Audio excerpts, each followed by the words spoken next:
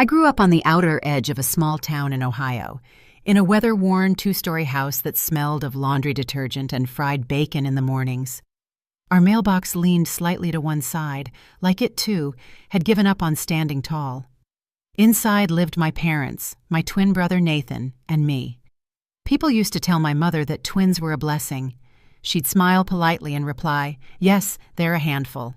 But deep down, she and my father had already decided which hand was worth holding.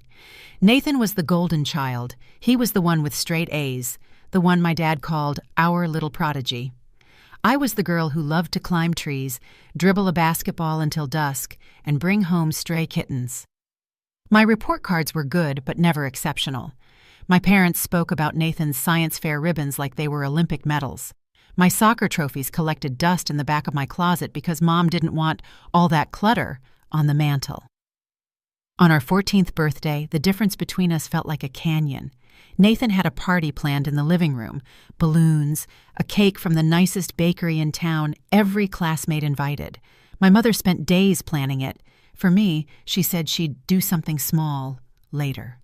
That something turned into nothing.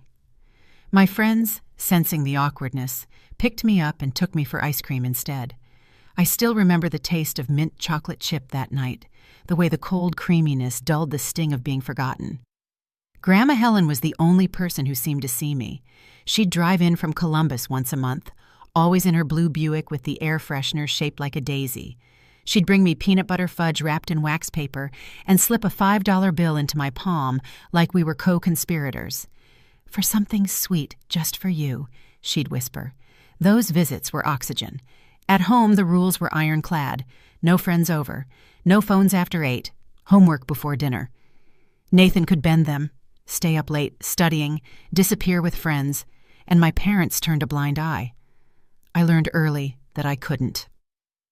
One spring afternoon in sophomore year, I downloaded Snapchat on my cheap Android phone, just to keep up with my friends. It felt like a small rebellion, like carving my initials into the underside of the school bleachers. My parents found out within hours. Nathan must have told them, and the explosion that followed was like a tornado ripping through our kitchen. My dad's face turned a violent red as he threw my backpack against the wall. My mom yanked the door off my bedroom hinges and declared, "No privacy until you earn our trust." Standing there, stripped of even a door, I felt like an inmate. Nathan hovered in the doorway, a smirk tugging at the corner of his mouth. He'd learned to weaponize my parents' anger. If he stole a 20 from Dad's wallet, he'd tell them I did it. If something went missing, he'd point at me. They believed him automatically. At school, he started muttering things about me to his friends. I didn't think much of it at first, teenage gossip. But then I noticed the way people's eyes changed when they looked at me. Conversations stopped when I approached. Invitations to hangouts evaporated. By autumn, the rumors were bolder, that I was violent, that I hit Nathan at home, that I was jealous of him. He even showed up at school one day with a black eye. I knew he'd done it to himself. His knuckles were scraped, his story didn't add up. But to everyone else, it was proof. Teachers started treating me like a ticking bomb. One morning, my best friend wouldn't meet my eyes in the hallway. When I cornered her after math class, she told me what Nathan had been saying. Her voice trembled with pity and disgust. My stomach dropped as she described lies I would never even think of inventing. That night, I confronted Nathan in the kitchen. The overhead light buzzed faintly, casting him in a harsh glow.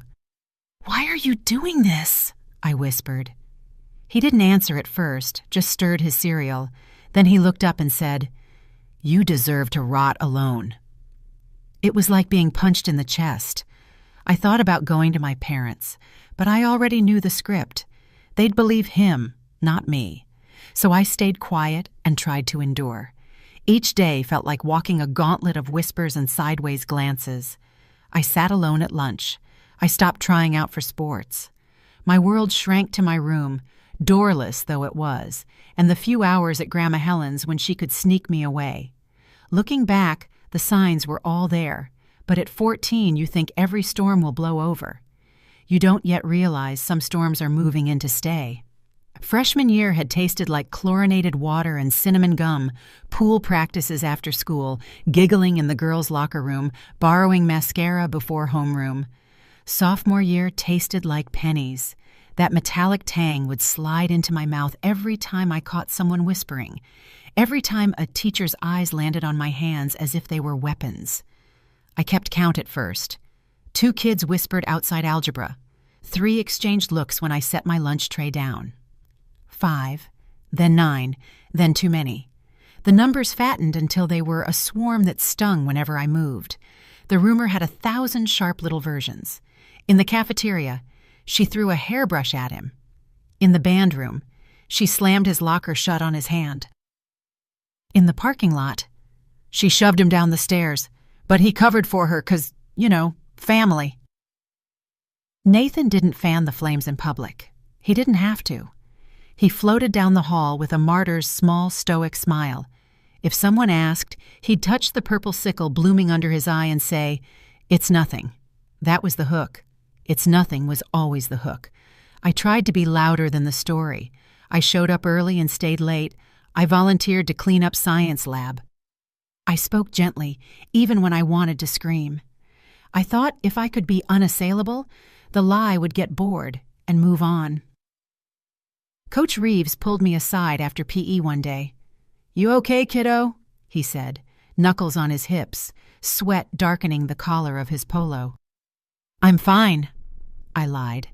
His eyes flitted to the faint crescent of a bruise on my shin from missing a step on the bleachers. He flinched like he'd caught me stealing. "If you need to talk to someone—" "About tripping on the bleachers?"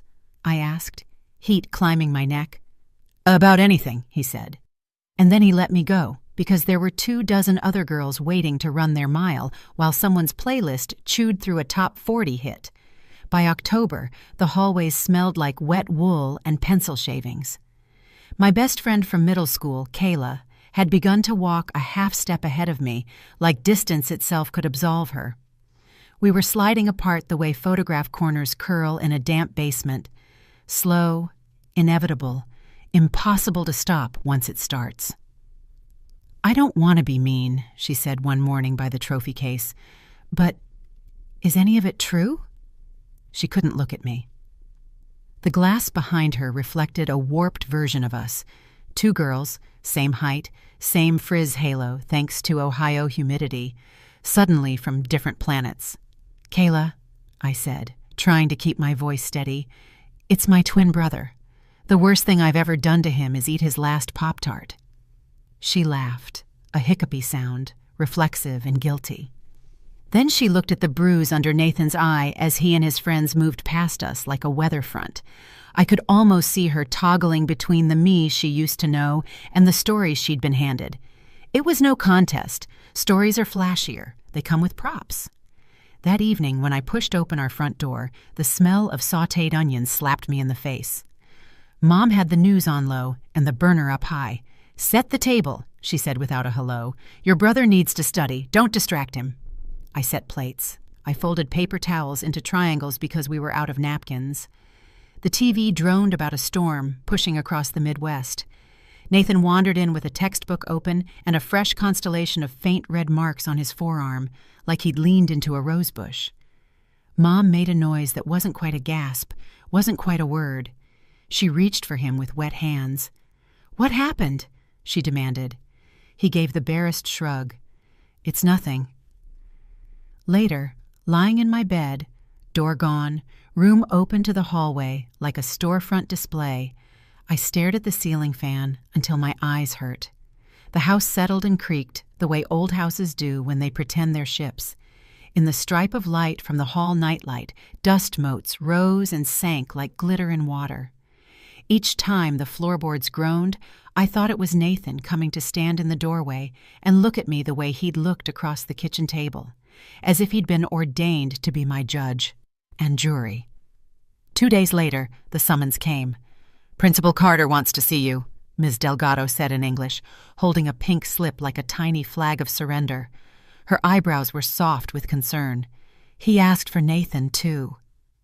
The walk to the office felt like a mile, even though it was 90 steps. I counted because it helped to pin the world to something measurable. The secretary, Mrs. Fenway, wore her usual blazer with the enamel apple pin. "Go right in," she said, and in the way she wouldn't meet my eyes, I knew that the story had made it to the grown-ups too. Principal Carter's office had that specific school smell: coffee gone cold, toner, old carpet, and a poster of a bald eagle that had been curling at the corners since the Bush administration. Nathan sat in one leather chair, hands folded, a picture from a pamphlet about promising youth. Mom and Dad were on the couch. Mom clutched a wad of tissues. Dad looked like a statue of a man too angry to blink. "Thank you for coming," Principal Carter said, steepling his fingers. He had the voice people use when they're trying to guide a deer out of a grocery store. "We've had several reports." "Lies," I blurted, before he'd finished. He blinked, and I heard how desperate I sounded. "Let's take turns," he said. "Nathan, why don't you start by telling us what's been going on at home?" Nathan inhaled delicately, like an actor taking their first breath on stage. "It's been hard," he said, and looked down. "I think she gets frustrated." "She?" Dad barked. "You mean your sister?" Nathan's throat bobbed. "My sister," he said.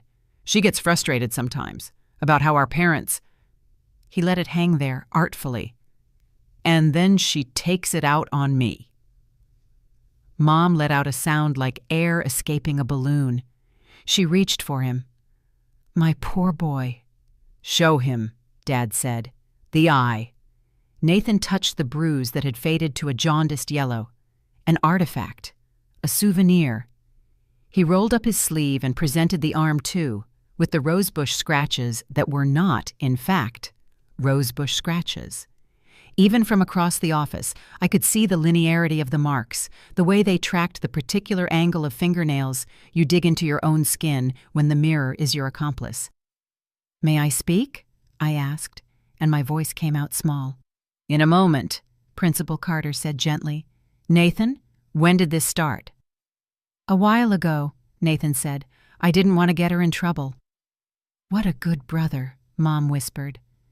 Something in me snapped a little. It wasn't loud. It didn't break my posture.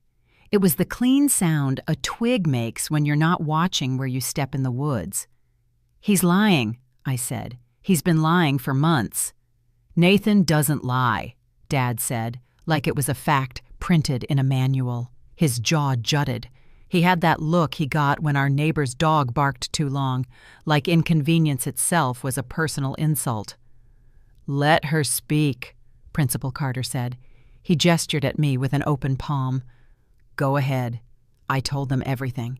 The day Mom unhinged my door, the $20 bill I didn't take, the Pop-Tart, the way Nathan's stories had unfurled at school and grown legs of their own, how Kayla had asked me if any of it was true and looked at me like I was a foreign language she used to speak. "If you really want proof," I said, hands shaking, "look at the pattern of his bruises. Look at his knuckles. Look at the timing. They appear after he's closed in his room for an hour, and then, boom, new bruise the next day at school. He's making them. He's hurting himself." Mom gasped like I'd confessed to arson. "Horrible," she whispered, staring at me as if I'd just sprouted horns. "Enough," Dad said, and slapped his knee as if the thigh was a bell. "I will not sit here and listen to my daughter make up medical mystery stories to cover her behavior." "Mr. Carter," I said, pivoting, "if I could just get the adult in the room on my side, the dominoes would fall the other way. Please, I don't want to be dramatic. This isn't true. I haven't laid a hand on him, not once." Principal Carter threaded and unthreaded his fingers. In the dead zone between his words, the wall clock ticked so loudly, it sounded like it had migrated inside my skull. "We don't take allegations of bullying lightly," he said finally. "We also don't take false accusations lightly. But there have been multiple reports. Reports of what people think they saw after he showed them a bruise he gave himself," I said, and my voice cracked on himself. He looked sad in a way that didn't help me. given the volume of concern, he said, and until we have clarity, we're going to issue a 10-day suspension. This is provisional. It's meant to be restorative, not punitive. He used words like a padded room. 10 days, Mom repeated, like saying the number made it more real, like it was an angel's name that would keep our house safe. I felt the room tilt. You're suspending me for something I didn't do. We have to think about the safety of all students, he said. We'll expect you back after the suspension to meet with Ms. Finch, our counselor, and with me. Dad stood as if propelled by a spring. Finally, he said, exploding with a righteous relief that made bile climb my throat. Finally, someone is taking this seriously. I'm taking this seriously, I said, but the moment for that sentence had passed. It fell like a penny into a fountain, gone, irretrievable, insufficient. Mom squeezed Nathan's hand. He looked saintly. If anyone had walked by right then and peered into the office window, they would have seen exactly what the story wanted them to see. A brave boy, his tender mother, a firm father, a reluctant authority figure, and me, jaw tight, eyes bright with tears, fitting too neatly into the silhouette of the villain. They made me hand over my student ID badge as if it were a passport to a country I'd abused. You can collect it when you return, Mrs. Fenway said at the front desk, and she slid me a copy of the suspension letter with a paperclip the color of rust. In the parking lot, the air had that Ohio in November bite, a clean cold that made the world look like it had been polished. Our car was angled crookedly across two spots. Dad always parked like rules were for other people. We all climbed in. No one buckled right away. The silence had a mass. You've embarrassed this family, Dad said as he cranked the engine. You've embarrassed your brother. You've embarrassed your mother. Embarrassed? I asked. The word felt thin, wrong-sized. I've been walking down that hallway alone for months. Good, he said, shifting into reverse. Gives you time to think. Mom sniffled. She dabbed the corner of her eye even though she hadn't cried. We tried to raise you right. The ride home was 15 minutes long and an hour deep. Fields slid by, stubbled with corn stalks that looked like rows of broken pencils. The sky had that low pewter lid that made you feel like your thoughts were echoing. Nathan sat behind Dad and watched my reflection in the windshield, as if he were measuring me for something. We pulled into the driveway, our leaning mailbox like a drunk sentry, and the garage door groaned up. Dad didn't even cut the engine before he was out of the car, moving toward the house like a storm cloud walking on legs. I stayed buckled. Mom unsnapped her seatbelt and twisted to face me. You're going to apologize, she said. You're going to mean it. To whom? My voice came out hoarse. To the rumor? To your brother, she said. To us, to Mr. Carter, to whomever it takes to make this right. The house felt colder than outside. Dad headed straight to my room, and for a weird, weightless second, I thought he was going to put my door back on its hinges, like the past hour had knocked some sense into him. Instead, he went to my closet and yanked my suitcase from the top shelf so hard it rained old dust and a forgotten scrunchie. Dad? I said, but he was already unzipping, already reaching for the stack of jeans, the shirts I'd folded 3 days before when Mom had barked that I was letting my drawers get sloppy. Pack, he said. He didn't look at me. You're going to your grandmother's for a while. A while? I echoed. He jammed socks into the suitcase like he was stuffing a mouth. As long as it takes. Nathan leaned in the doorway the way he had the night I confronted him in the kitchen, only now he had an audience. He lifted an eyebrow like a curtain. She'll like that, he said. She can have all the privacy she wants. Oh, wait. He smirked toward the hinge scars on my wall. Guess she's not used to doors. Out, Mom snapped at him, which might have been the kindest thing she did for me that day. He sauntered away, not out of obedience, but boredom. He had other scenes to star in. Please, I said, because I didn't know what else to say. It's a small word that feels like a raft. It never looks dignified. Please listen to me. Dad stopped packing long enough to look up. His eyes were the same shade as mine, muddy hazel, but there was none of me in them. You're not the victim here, he said. Your brother is." I could feel something inside me trying to calcify, trying to build coral out of all this salt water. I thought of Grandma Helen's hands, the way her knuckles had grown like knots on a tree, the way she patted the passenger seat belt whenever I got in her Buick. "For something sweet, just for you," she always said when she slipped me a little cash. It occurred to me that the sweetest thing in the world right now might be a room with a door. Dad zipped the suitcase. The teeth meshed like a zipper on a new skin I hadn't asked to wear. He set it in the foyer with a thump that reverberated up into my ribs. "Call your grandmother," he said to Mom. "Tell her to come get her." Her. Not me. Not his daughter. Her. Mom reached for the phone, then paused and looked at me. For a heartbeat, I saw a crack somewhere back in her, a snapshot of the day she'd dressed us alike in matching overalls and taken a picture on the porch steps, one kid on each thigh, each of us with a fistful of Cheerios. Then the crack sealed itself. She dialed.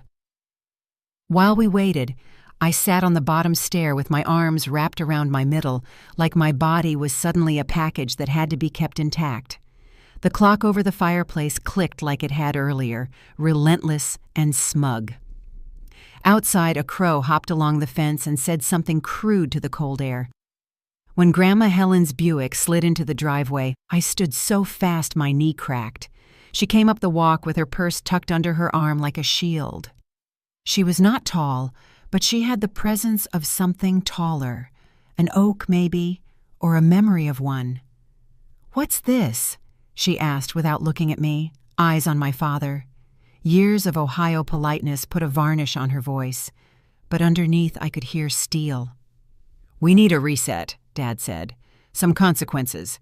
She can stay with you for the suspension." Grandma's gaze flicked to my face, saw the saline glitter, the chapped lower lip I'd been worrying with my teeth, and then back to Dad. She took a breath so slow it looked like a meditation. "No," she said softly, and then louder. "No. What you need is to stop doing harm." Mom's hand fluttered. "Mother." "Don't mother me," Grandma said, eyes never leaving Dad's. "Get her coat." No one moved. The house seemed to listen. "Now," Grandma said, and I watched the improbable happen. My father walked to the closet and took down my coat. He handed it to me like it was evidence that might burn him. "Thank you," I said to Grandma, and my voice broke on the second word. She turned to me then, her face softening so quickly it made me dizzy. "Come on, sugar," she said. "You'll ride with me." I threaded my arms into sleeves and felt the familiar way of winter on my shoulders. Dad opened his mouth like he was about to append conditions, curfew, attitude, tone. But Grandma lifted one finger and he closed it again, biting down on whatever rule wanted to march out. We stepped into the cold. The air bit my cheeks and, for a second, the bite felt better than anything inside. As I crossed the threshold, Nathan appeared at the top of the stairs like a figure on a balcony at the end of Act 1. He looked down at me and smiled with all his teeth. Grandma didn't look back. She clicked the Buick's key fob, and the car gave its little obedient chirp. "Seatbelt," she said as I slid in. She patted the strap, the ritual as steady as breath. I buckled, and the belt snicked across my chest like a promise. She circled the car and got in on her side. For a moment, we just sat there, windows fogging with our breath, the shape of the house wobbly through the glass. "You're not alone," she said. I tried to answer, but the words were too big. They knocked around in my throat, looking for exits. Instead, I nodded, and she nodded back as if I'd said the right thing, as if I'd spoken a language she knew better than English. She put the Buick in reverse. The tires whispered on the driveway. The mailbox leaned and watched us go. At the corner, she paused at the stop sign, even though there was no traffic. Snow dusted the edge of the cornfield like someone had sifted powdered sugar over the world. "We'll stop for groceries," she said. "We'll make chili. We'll call your aunt. We'll make a plan." "Okay," I said, and for a single, long blink I could see the plan. Just the outline. A room with a door, nights without whispers, mornings that didn't start with accusations. A table where my seat was not a mistake. Grandma turned onto County Road 18. As the house fell away in the rearview mirror, my phone buzzed with a text from a number I knew by heart. Nathan, don't get too comfortable. I stared at the message until the words went double, then tucked the phone face down in my pocket. Seatbelt, Grandma said again, not because I'd unbuckled, but because this was how she blessed journeys. I pressed my palm to the cool plastic latch like a vow.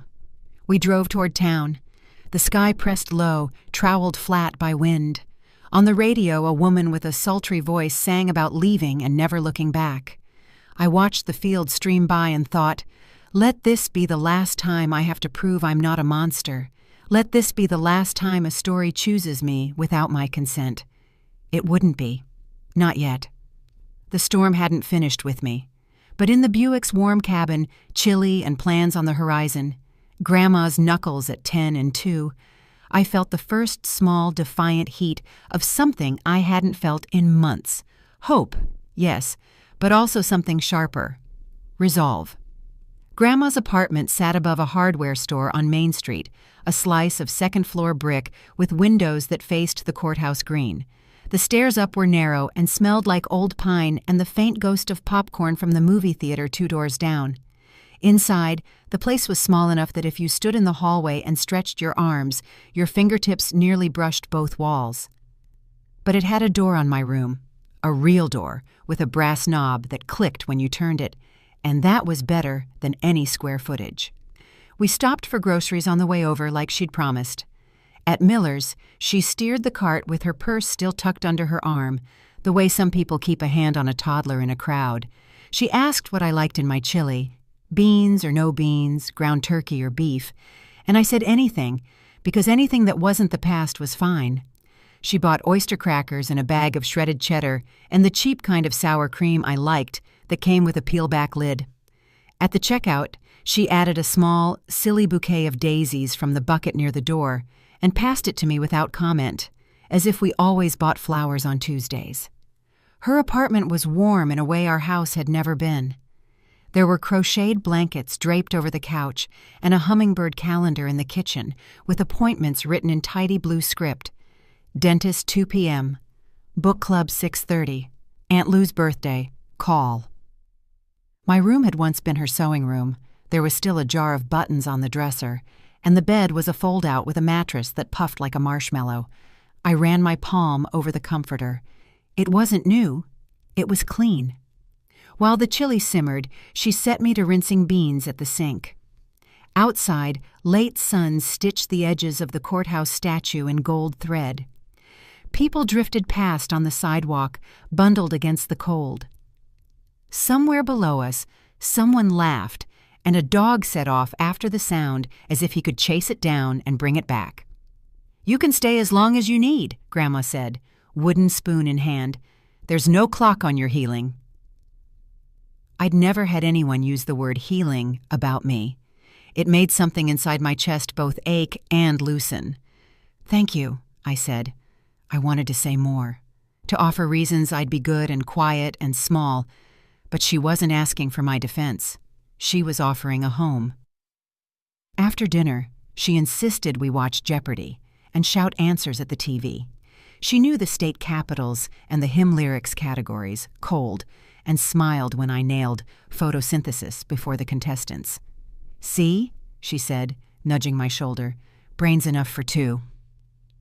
That night, I slept so hard I woke with the taste of sleep itself on my tongue, metallic and sweet, like the inside of a mailbox after rain.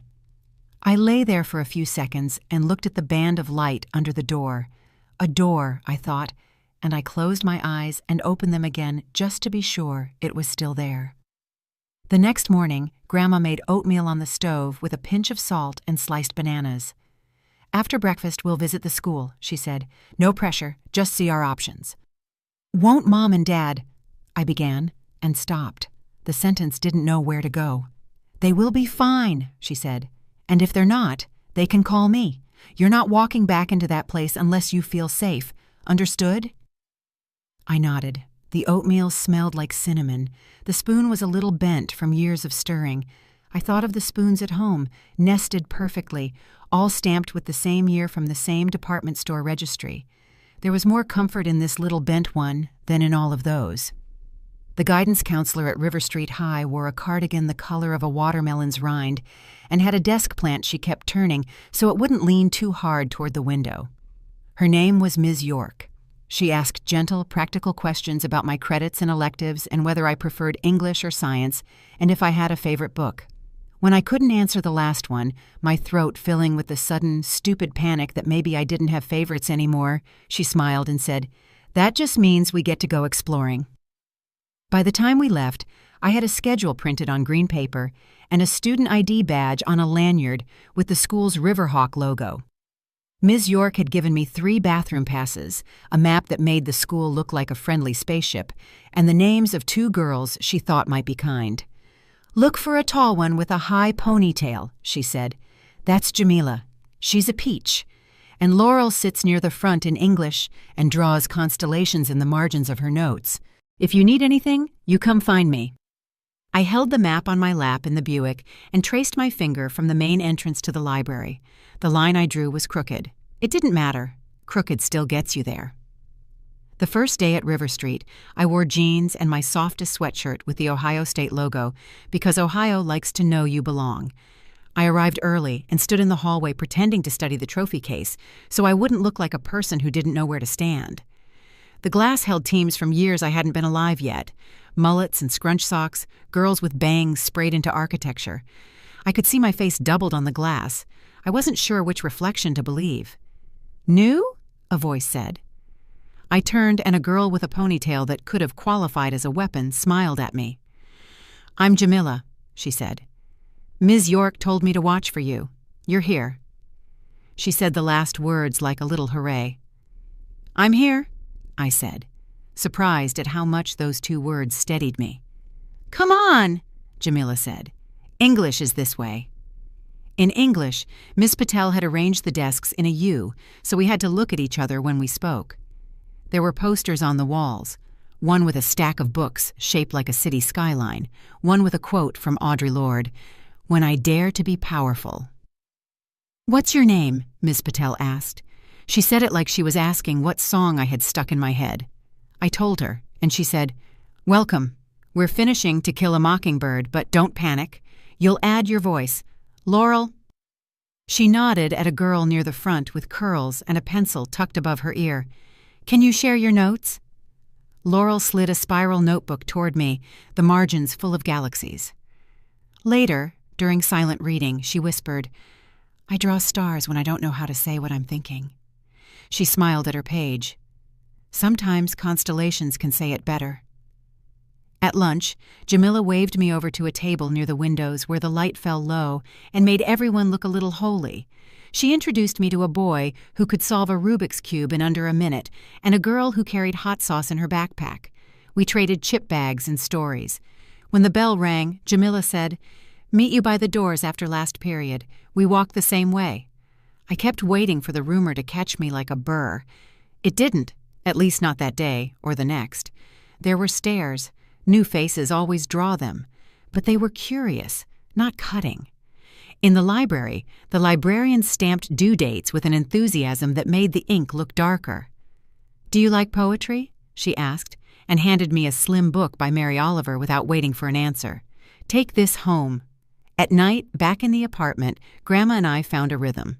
She played old records while she cooked. Patsy Cline, Billie Holiday, a gospel quartet whose harmonies folded into each other like bread dough. I did homework at the little kitchen table with the hummingbird calendar and the jar of buttons and the good light. When it snowed, we stood at the window with our mugs and watched the courthouse green turn from brown to white. The world muffled itself. For once, I welcomed the quiet. On Saturdays, we did laundry together in the basement of the building, the machines chugging like friendly engines. She told me stories about raising my mom, how they'd used cloth diapers because money was tight, how my mother had once run away to the tree in the front yard and announced she was never coming down, how she'd always been so careful with her hair. "I don't know where that careful went," Grandma said, sorting socks. "Some people misplace it." On Sundays, If it wasn't too bitter outside, we walked to the little park behind the library and counted dogs. She knew many by name. "That's Benny. He begs. That one is Margot. She pretends not to see you unless you have treats." We never stayed long. The cold worked its way through our coats and nipped at our wrists where mittens ended and sleeves began. But the walking mattered. You can march sorrow out of your body that way, one stride at a time. Sometimes the past snuck in anyway.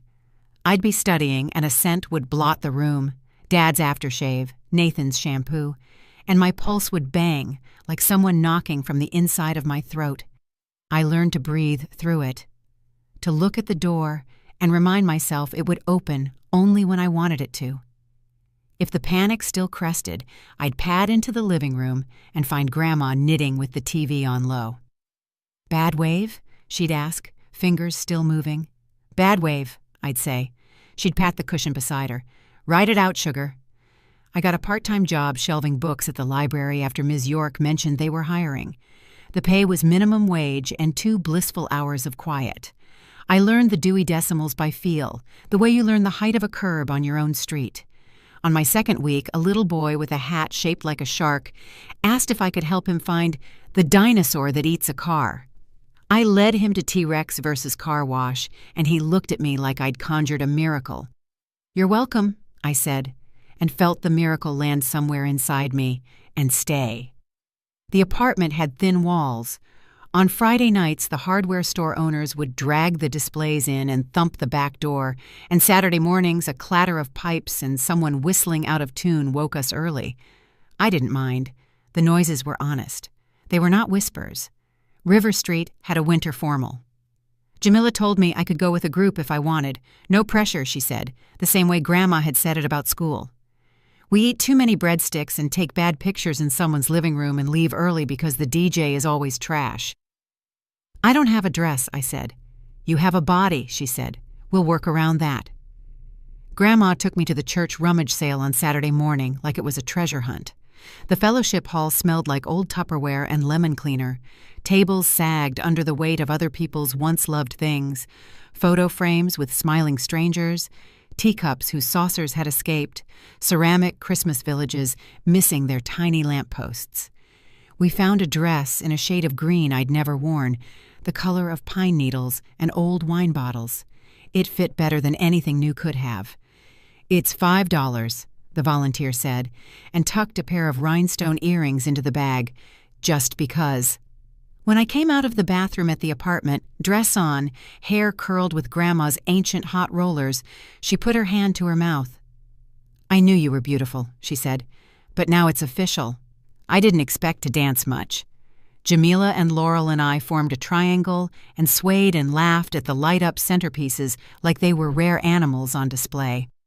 A boy from my history class asked me if I wanted punch and came back with 2 cups and a joke I don't remember because I was too busy memorizing the normalness of it all.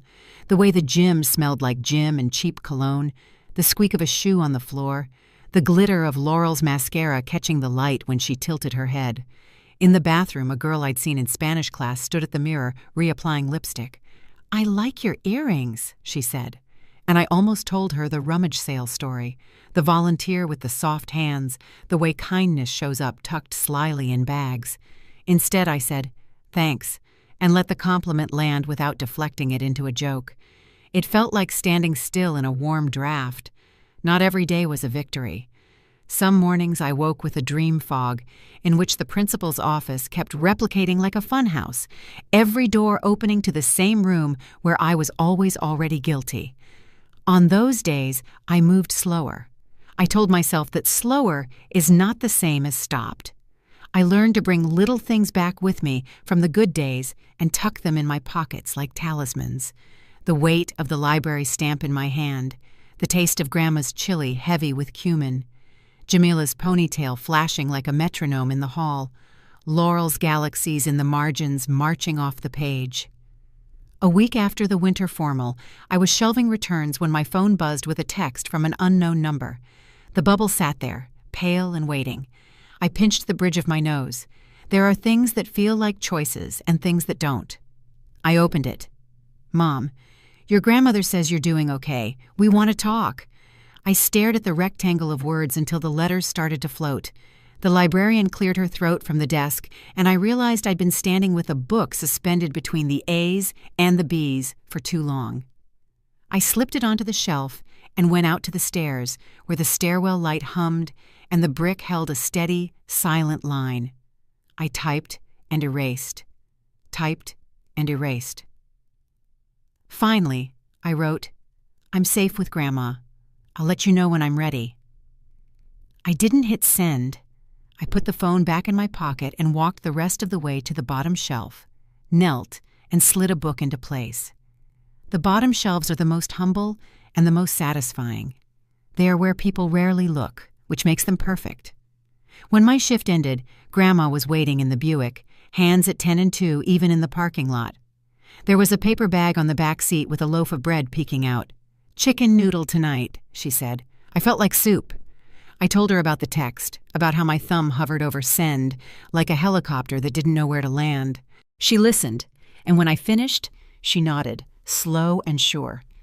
"Control," she said, turning the word over like a coin. "This is you having some." I sent the message after dinner, when the soup bowls were stacked in the sink and the apartment smelled like thyme. My phone pinged almost immediately. "Mom, we love you." I didn't have an answer for that. Love is a word that gets borrowed a lot and returned damaged. I set the phone face down and pulled my homework toward me. On the corner of my English notebook, I drew a little constellation where there wasn't one, a cluster of dots I connected just because I could. In March, ice melted off the sidewalks and Main Street puddled into mirrors. Grandma and I started leaving the window cracked during the day to let the apartment exhale. I learned where the downtown pigeons spent the night and which shop owners put out bowls of water for dogs. The world made a little more sense because the rules were small and knowable. Once at the grocery store, I turned a corner and nearly collided with Ms. Delgado from my old school. She reached for my elbow in that reflex everyone has when there's almost a crash. For a second, we just looked at each other over a stack of canned tomatoes. "Hi," she said finally. She looked tired in the way teachers look in March. "How are you, kiddo?" "Okay," I said, and meant it. "I heard things were rough," she said. "I'm sorry." I could have told her everything. I could have laid the bruise pattern logic at her feet like a forensic report. Instead, I said, "I like my new English teacher." She smiled. "Good," she said. "Read everything, even the stuff that bores you." At the checkout, the cashier tucked a piece of candy in Grandma's bag with a wink. "For something sweet just for you," he said to me, and I nearly laughed because the world was saying our line back to us. Spring break came, and with it a week of no homework and longer afternoons. Grandma taught me how to plant herbs in old coffee cans on the fire escape, basil, mint, a stubborn little rosemary that took its time. We had to carry watering cans through the kitchen and pretend not to drip on the linoleum. The first day the mint opened its new leaves, the whole corner of the kitchen smelled green and clean. "Put a sprig in your tea," Grandma said. "Healing." I went back to school with dirt still crescented under my nails and the sense that I was becoming someone again. Not the girl I was before, she'd always been squinting into someone else's light, but a person who could root and grow in a narrow space and still be beautiful. Of course, life isn't a neat braid. Some strands stay loose. On the last day of April, Jamila stood in front of my locker with her ponytail down, which meant she was serious. "I have to tell you something," she said. "I didn't want to be the person who brings bad news, but—" I stepped closer. The hallway smelled like pencil shavings and hand soap. "What is it?" "Nathan," she said quietly, and the name landed in my stomach like a stone. "He messaged someone I know from my church youth group. He's been asking about you, about where you live, asking if you're—" She made a face. "It doesn't matter what he asked. It's gross." The old panic rose fast and familiar. I pressed my palm flat against the cool locker door like it was a wall I could lean on. "Okay," I said. I felt like I was speaking through a snorkel. "Thank you for telling me." "We can talk to Ms. York," she said. "Or Ms. Patel, or my mom, or all of them." I swallowed hard. "I'll tell my grandma. We'll figure it out." We did. We called Grandma from the library's landline like spies. She met me after school and we walked the long way home, past the bakery that put out day-old muffins for 50 cents. She listened while I said the words, and when I was done, she paused and then said, "Okay." Then, "Seatbelt," out of habit, even though we were walking.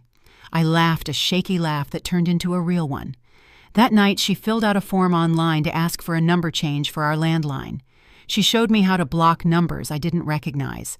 She printed a page from a state website about harassment and put it in a folder labeled "Just in Case," and then, because she was who she was, filed it in a drawer, but not before telling me where it was. The next morning, the sun came up like it always does. First pink, then brave. I made toast and burned one slice and ate it anyway. In English, Ms. Patel wrote a sentence fragment on the board, "Walking home in the rain," and asked us to finish it 3 different ways. I wrote 3, then a 4th. Laurel leaned over, pointed at the last one, and nodded like there. After class, Jamila hooked her arm through mine and said, "We've got you." When I got home, the mint on the fire escape had put out 2 new leaves. They were small and stubborn and perfectly green. I pinched one, rolled it between my fingers, and breathed in. Then I went inside, closed my door, the click still new enough to feel like magic, and sat at the little desk with the hummingbird calendar and the jar of buttons. I opened a blank notebook and wrote my name at the top of the first page, not as a student or a suspect, but as the author. I didn't yet know that the story I'd start in that notebook would carry me out of that apartment and onto airplanes, into conference rooms and coffee shops and living rooms in cities I couldn't spell without help, that it would let me build a life held up not by someone else's version of me, but by my own words. I only knew that the pen felt right in my hand, and that for the first time in a long time, the future felt less like a hallway and more like a room with a window I could open whenever I wanted. I wrote, "Before the storm, I learned to sleep with my shoes by the bed. Then I crossed it out. I wrote, I learned to love doors. Then, I learned to love the person who closed them gently behind her and kept the key. Grandma tapped on my door then and cracked it just enough to slide in a plate with a brownie on it. The top crackled like a tiny dry lake. 'For something sweet just for you,' she said, and closed the door carefully, respectfully, like a librarian closing a rare book. I ate the brownie in 3 greedy bites and licked the powdered sugar from my thumb and went back to the page. Outside, the courthouse bells rang the hour. Pigeons fussed on the ledge. The chili from last night flavored the apartment with comfort. I took another breath of mint and ink and pencil shavings. Then I started the chapter that would become my next life. I left Grandma's apartment on a warm August morning with 2 suitcases and a heart that felt like it was both breaking and flying. She hugged me twice at the bus station and tucked a 20 into my pocket the way she always had. "For something sweet just for you," she said. The bus hissed, and when I climbed aboard, it smelled like vinyl and diesel and possibility. College was 3 hours south, a mid-sized campus in Kentucky with brick buildings and oak trees older than statehood. My dorm room had beige walls and a view of the practice fields. It also had a door that locked from the inside. I turned the key 3 times that first night, just because I could. No one here knew my name. No one here knew the rumor. In the dining hall, I could sit anywhere. In class, no one eyed my hands. The freedom was dizzying. I joined an intramural soccer team. I ate pizza at midnight. I stayed up in the library until it closed just to breathe the quiet. Money was tight, so I went looking for work. The campus job board led me to a professor who needed someone to edit blog posts for her research lab. $10 a post. Then another client. Then another. By winter break, I had a small list of regulars and a PayPal balance big enough to buy my own textbooks. I realized I wasn't just good at writing. I liked it. Sitting at a cafe table with my laptop felt like putting bricks into a wall that would hold me up someday. I still called Grandma every Sunday. She wanted to hear about my classes, but mostly she wanted to hear me laugh. "You sound lighter," she said once, like you're finally walking on your own side of the street. By the time graduation rolled around 4 years later, I had a degree, a portfolio, and a plan. Instead of applying for office jobs, I took a chance on myself and filed taxes as a freelancer. Clients kept coming, checks got bigger. I saved for travel, took my first flight out west, wrote from coffee shops in Seattle, Austin, Santa Fe. Each new city felt like another brick in the wall I'd started building in Grandma's kitchen. I wasn't healed. Not yet. But I was free enough to start. By my mid-20s, my laptop had become my office and my passport. I rented short-term rooms through apps, worked from library tables, coffee shops, even the back seat of a friend's car on a road trip. I wrote blog posts for a gardening company from a motel in Utah, product descriptions for a tech startup from a porch swing in Georgia, and an entire white paper for an NGO while snow fell outside a cabin in Vermont. It wasn't glamorous. Wi-Fi outages, deadlines at 2 a.m., meals of gas station trail mix, but it was mine. Each invoice I sent felt like another mile between me and the girl who'd been thrown out of her own home. I sent Grandma postcards from every stop, always drawing a tiny door on the back. She taped them to her fridge until it looked like a patchwork quilt. 2 years in, one of my regular clients introduced me to a major lifestyle brand that needed a whole series of blogs and product pages. The contract was larger than anything I'd imagined. I worked late nights for weeks, terrified I'd mess it up, and when it went live, their marketing director wrote, "You've given our products a voice." I posted a screenshot of the review on Instagram as a quiet celebration. That screenshot changed everything. Other brands reached out, writers reposted my story.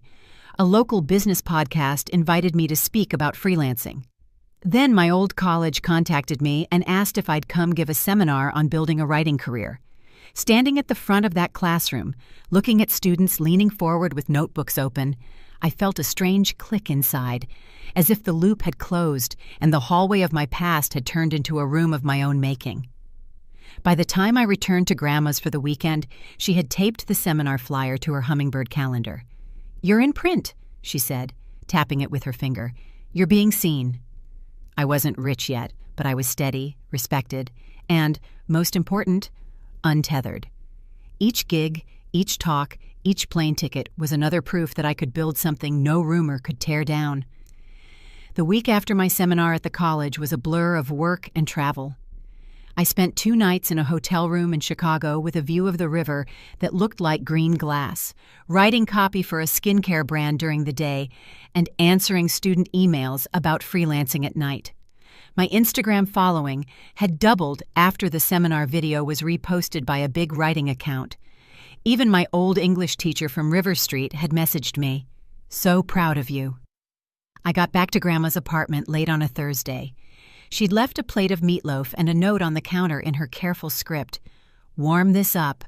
Don't forget salad. Proud of you." I heated the meatloaf, poured myself iced tea, and scrolled my phone. 6 missed calls from Mom. I stared at the screen as if it belonged to someone else. The contact photo was a blurry, years-old snapshot from when we'd gone apple picking as kids, Nathan and me in flannel, Mom squinting in the sun. I hadn't seen her name flash across my phone in over a decade. My thumb hovered over "call back" so long the screen went dark. I paced the kitchen. The apartment was quiet except for the hum of the refrigerator. My heart did a strange thing, faster but also hollow. I thought of all the times I'd waited for her call when I was at Grandma's at 14, suspended and bewildered, thinking surely any minute she'd ring and say, "Come home, sweetheart. It was all a mistake." She never had. And now she was calling? I called back. She picked up on the first ring. "Honey," she said brightly, and in that one word I heard every holiday commercial ever made, every forced smile over a family dinner, every time she'd said my name like a chore. "Is everything okay?" I asked. "Oh, yes, everything's fine." Her voice dipped as if she were about to cry, but didn't. "We saw you on TV." I blinked. "You... what?" "That little interview you did on Channel 9 about writing careers. You looked so polished." She laughed, high and nervous. Your father and I watched it together." I heard a chair scrape, a man's throat clear. "We're proud of you," Dad said stiffly, like a teacher reading off a cue card. "You've done well for yourself." I stood by the window, meatloaf forgotten, staring at the street lights making halos on the pavement. "Thanks," I said, my voice flat. They asked about my work. I answered in short, factual bursts. Clients, travel, the seminar. It was like small talk at a wedding with someone you don't want to see again. Then Dad asked, too casually, "So how much are you earning these days?" "Excuse me?" "Well," he said, chuckling in a way that wasn't funny, "we're family. You don't have to be shy." "I'm not shy," I said. "It's none of your business." There was a pause, then Mom's voice, softer, coaxing. "We're retired now, honey. The house needs renovations. The roof leaks. We've been trying to save, but—" She trailed off, waiting. I didn't answer. "You've been so successful," she tried again. "Your success gives us hope. We thought maybe you could help us out, just a little." Dad jumped in, firmer. "After all, we're family. You should share some of your good fortune." I walked into the living room, phone to my ear, and stared at the wall of postcards and little doors. My reflection in the dark TV screen looked calm, but my heart was hammering. "You haven't spoken to me in years," I said. "You threw me out. You believed lies about me. And now you're calling because you need money?" "You're being ungrateful," Mom snapped, the brightness gone from her voice. "We raised you." "No," I said quietly. "Grandma raised me." Silence. I could feel the old dynamic trying to pull me back, the undertow of guilt and obligation. But something in me had calcified into a backbone over these years of building my own life. "If you want my help," I said, "you'll have to meet my condition." Dad's suspicion came through the line. "What condition?" "You have to tell the truth," I said. "Publicly. In front of our family. Admit that Nathan spread lies about me. Admit that you believed him and threw me out. Own what you did." "That's ridiculous," Mom hissed. "We can discuss this privately." "No," I said. "Publicly. The way you humiliated me." Dad's voice rose. "I am your father. It's your duty to help your family." "I'm not your safety net," I said. "I'm not your scapegoat. You wanted a reset? This is it." They sputtered. They tried coaxing, guilt, indignation. I stayed firm. "If you can't do that," I said finally, "don't call me again." I hung up before they could answer. My hands were shaking. The meatloaf on the counter had gone cold. Grandma came out of her room tying the belt of her robe. "I heard voices," she said softly. "Everything okay?" I looked at her, and suddenly the tightness in my chest cracked. "They called," I whispered. "They want money." She put her arm around my shoulders and steered me to the couch. "Of course they do," she murmured. "They've seen you shine." "I gave them an ultimatum," I said. "I told them to admit the truth publicly or never call again." Grandma's eyes, still sharp under their hood of wrinkles, met mine.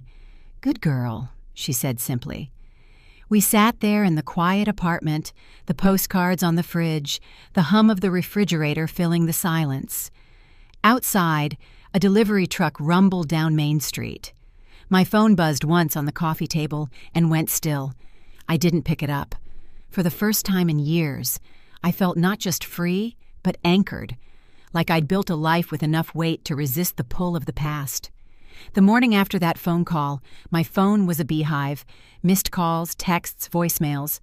Mom's voice high and brittle in one message. "Honey, please don't be rash." Dad's voice in another, gruff and wounded. "We deserve better from you." Even Nathan, whose number I hadn't saved but recognized instantly, had sent a smug little paragraph about how Mom and Dad will never do what you're asking, so stop being so selfish.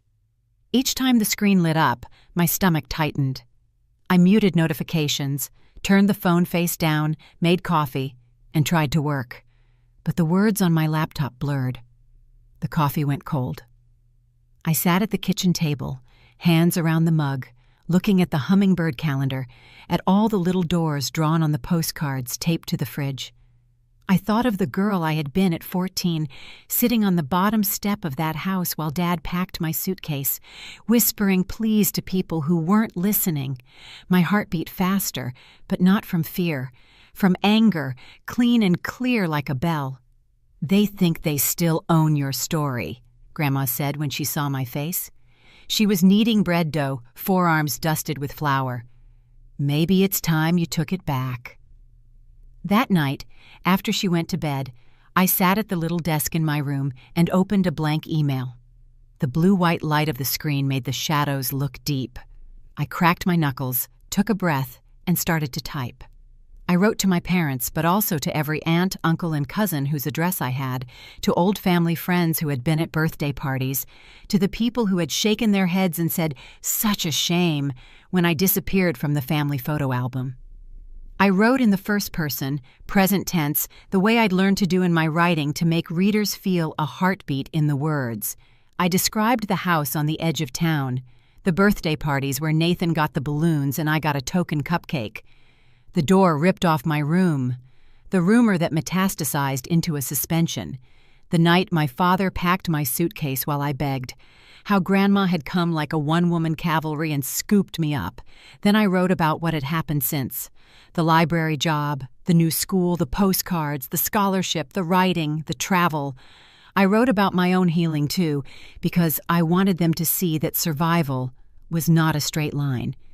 And at the end, in a new paragraph, I attached the screenshot Nathan had sent me after my parents' call, the one where he admitted lying. His exact words, "I admit that I did lie about you 15 years ago, but it's been a long time since then, so stop being so selfish." I looked at that line a long time, the audacity of it, the way he tried to frame a confession as an inconvenience, my pain as an obligation. I pasted it into the email beneath a single sentence. "Here is the truth you've all been living without for 15 years. By the time I was finished, it was nearly 2 a.m. My fingers trembled from typing. The apartment was silent, except for the tick of the clock and the slow, steady breathing from Grandma's room. I read the whole thing twice, out loud, to the empty kitchen. Then I hit send.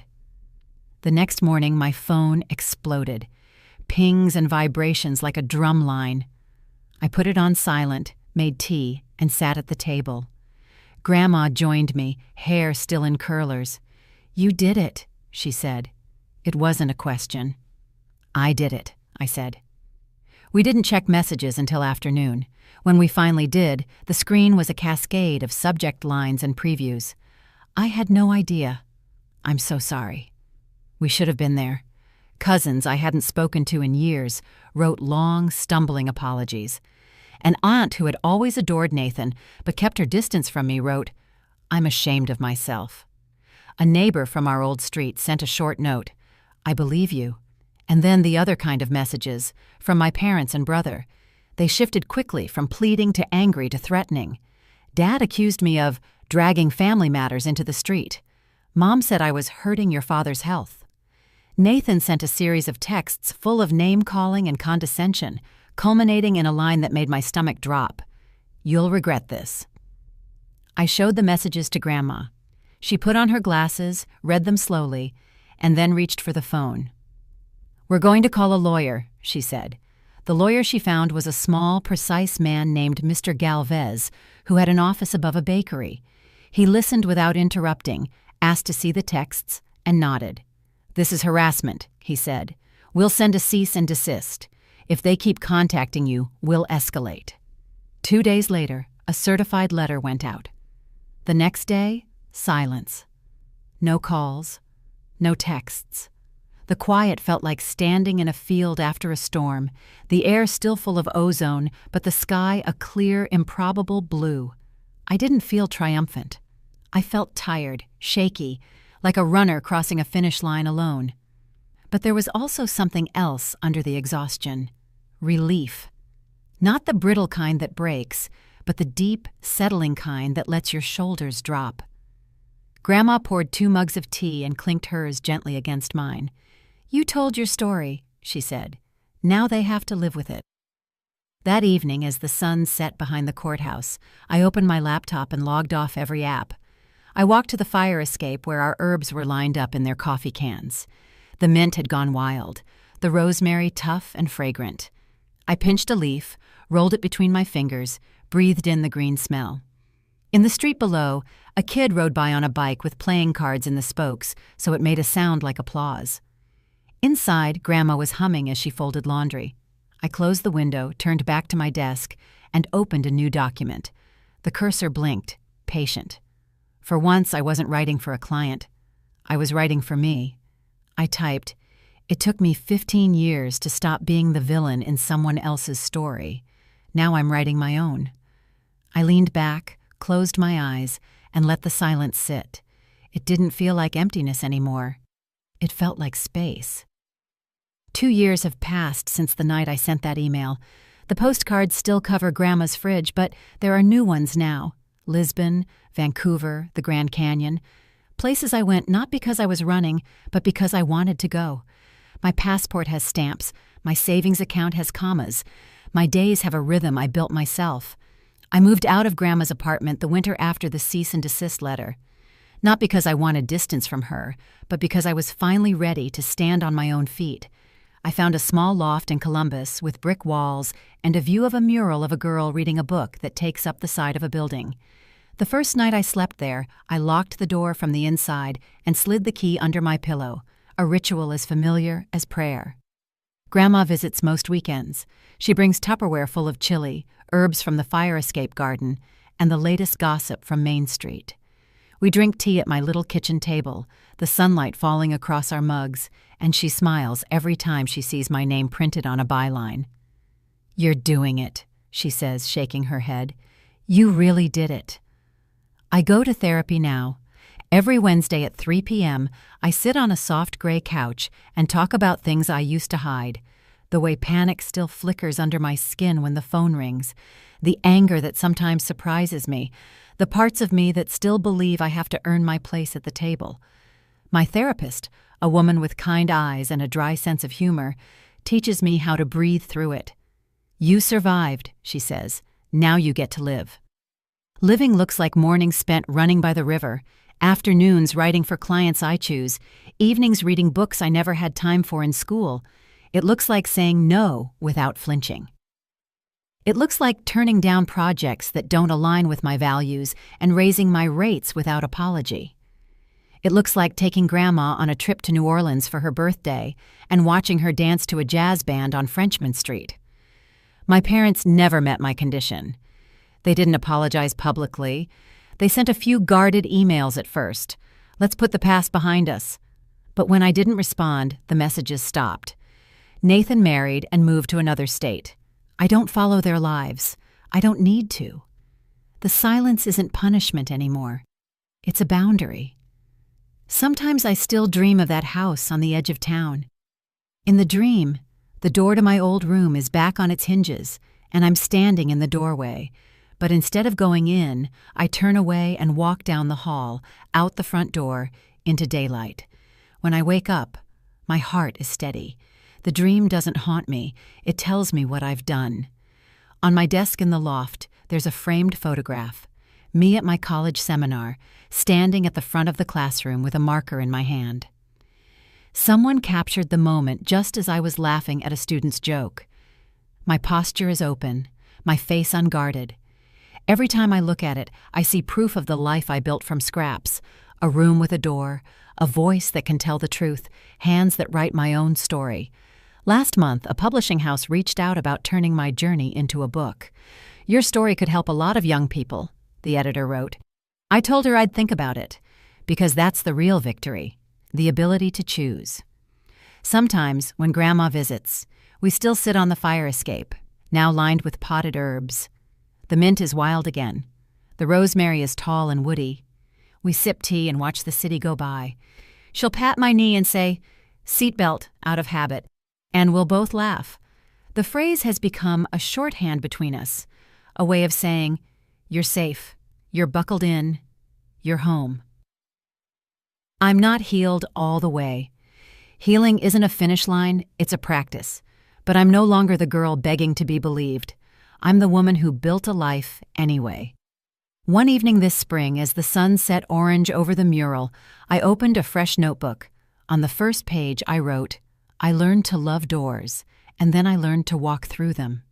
I closed the book, breathed in the smell of mint and ink and spring air, and felt the quiet settle around me. It didn't feel empty. It felt like space. Space I had made, space I could fill. And for the first time, I felt completely, unshakably mine.